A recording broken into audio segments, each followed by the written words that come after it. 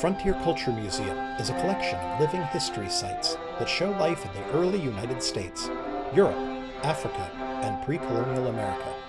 I dropped in on the German farm to see the tailors and get a closer look at what they're making. So, welcome. This is our German farm at the Frontier Culture Museum. We represent life here in the 1750s in Rheinland-Pfalz, which is in the southwestern corner of Germany. Our building was originally built in 1688, but we chose 1750s because that was when a large amount of people from this area were immigrating to America, and we wanted to show how someone might live here before they came to the Americas. So the fashion at the time depended largely on regional differences. So the region that we're in, every region in Germany even now is very hyper-specific. So at the time, a lot of petticoats were actually quite long. They went to the ankle. They often had a decorative apron and then a functional apron on top and a chatelaine. And stays in the summer were exposed and often worn on top of the petticoat itself. So you can see the point of the petticoat.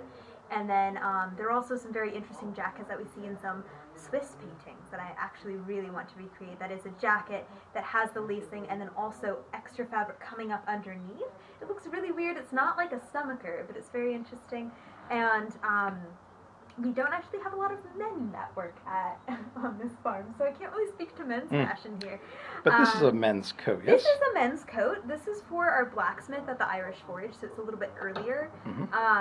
This is a men's coat that is the most beautiful shade of pink. I love this color, actually. I think it would look quite nice on me. Can you take up blacksmithing? Yeah, I could take up blacksmithing. Actually, some of the blacksmiths, the women blacksmiths have leather stays instead that are scored leather pieces. I really want to make a pair of those. They sound so cool. But the women's dress also had very interesting headdresses that were regional that I'm working on making for myself that were black, and they came to a point here, and they scooped back, came to a big point there, and then scooped up so you could have your braids coming down if you were unmarried, or went all the way down and held your bun in if you were married. And it was just this very pointy, interesting contraption, and if you were Catholic, it stuck straight up like that with lace. And it was dark, and it was very interesting, and also a big variation that I haven't added yet is that at the bottom of the petticoats for peasant women and noble women alike often had lace borders or striped borders like Italian dresses had at the time, which I think is really cool. It's very different from English dress that a lot of people are used to. Okay. And I see this is under construction. So you are constructing it.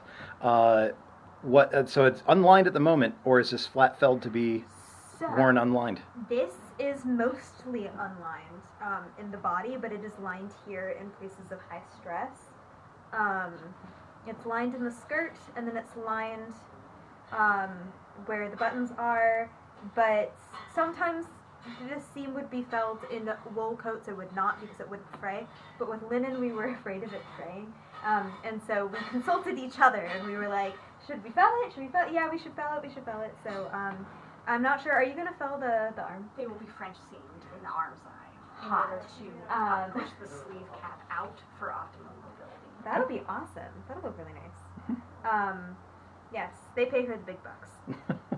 But this is almost done. It needs buttonholes.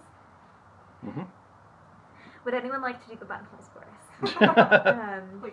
Yeah, please. More volunteers. The Frontier Culture Museum. The reason we are that so poor. The sleeve seams are flat felled, even though that is unlikely to be something that a peasant in this time period would be worried about having done.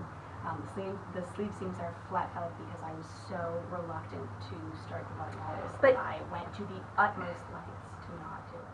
She has done 2 of them already, and they look fantastic. So I'm quite excited for these buttonholes. It's going to look great. They're also going to be a pink moment. Yeah.